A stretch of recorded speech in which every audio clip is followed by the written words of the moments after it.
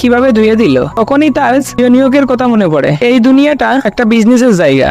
তখন সিন আবার প্রেজেন্টে আসে আর আমি লাইভে বলে যে আপনারা কখনো তো শুনেছেন অফলাইনের দুনিয়া আর অনলাইনের দুনিয়া আলাদা, কারণ এটা ভার্চুয়াল দুনিয়া। এটা সত্য নয়। অফলাইন বা অনলাইন সব জায়গায় দুই ধরনের মানুষ আছে, ফলোয়ার্স। এটা বলে আপনি অনলাইনে কতটা পপুলার, এটা আপনাকে পাওয়ার দেয়, সাথে টাকাও।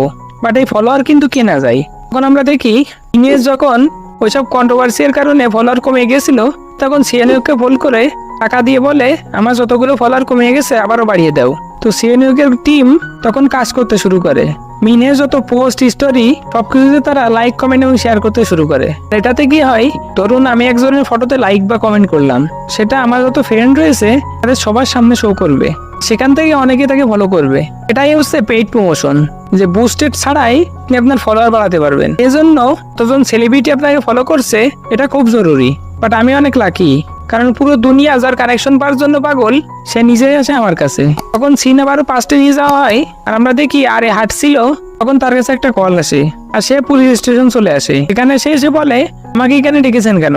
তখন পুলিশ অফিসার বলে আপনারা দুইজন আপনাদের নিজেদের পার্সোনাল কাজে পুলিশকে ব্যবহার করেছেন। আর আমরা দেখি সেখানে মিস্টার হান বসে আছে। এখানেই এপিসোডটা শেষ হয়। তো ভালো লাগলে লাইক, কমেন্ট এবং শেয়ার করবেন। ভালো থাকবেন, সুস্থ থাকবেন। আল্লাহ হাফেজ।